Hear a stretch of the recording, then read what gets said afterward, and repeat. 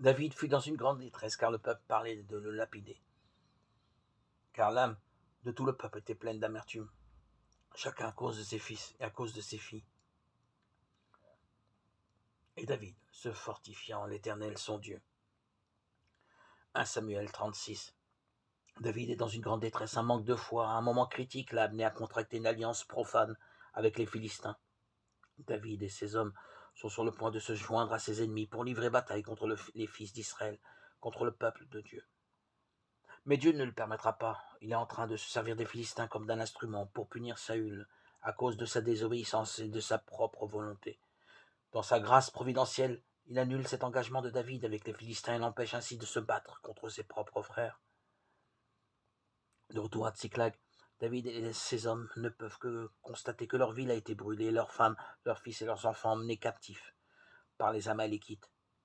Quelques-uns des hommes qui avaient suivi David dans son rejet sont maintenant prêts à le lapider, car ils sont profondément atteints par les grandes pertes subies.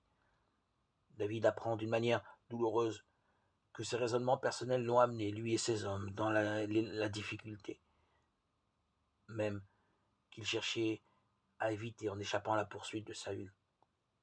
Mais David se fortifie en l'Éternel, il fait alors venir Abiathar, le sacrificateur, et interroge l'Éternel, chose qu'il avait négligé de faire avant d'aller chez les Philistins.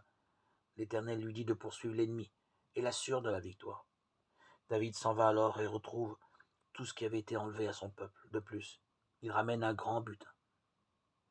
Nous avons souvent contribué, nous aussi, à créer les difficultés dans lesquelles nous sommes plongés aujourd'hui.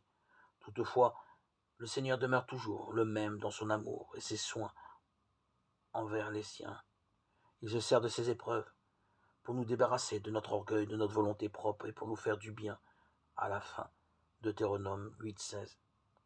Si nous apprenons à détourner nos regards de nous-mêmes pour les fixer sur le Seigneur, il nous guidera ayant son œil sur nous.